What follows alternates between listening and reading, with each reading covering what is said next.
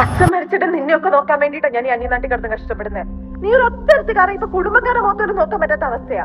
അവര് പറയുമ്പോ ഞാൻ വളർത്തി വഷളാക്കിന്നല്ലേ പറയൂ. ഈ കണ്ടോമാരൊക്കെ കൂടുന്നെങ്കിൽ കുറെ പൈസ കളഞ്ഞിട്ട് ആ കടം കൂടി എന്നെ കൂടി തീർക്കാൻ പറ്റത്തില്ല ഗംഗേ. നിന്റെ താഴെ ഒരാളും കൂടെ ഉണ്ട്. അതിനെങ്കിലും ഇനി മര്യാദയ്ക്ക് നോക്കണം.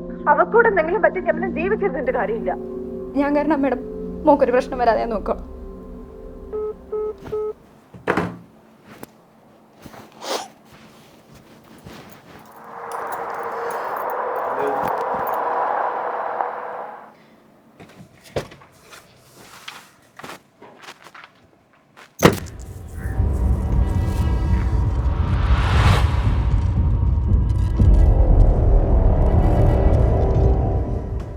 എടാ നീ വെച്ചോ, കാര്യങ്ങളെല്ലാം നടക്കട്ടെ.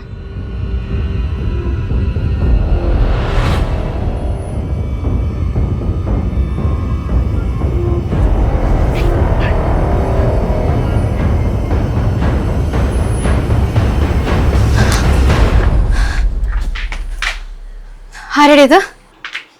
എല്ലാം അറിയണോ? പുള്ളി ചേച്ചി കളിക്കാൻ നിൽക്കല്ലേ.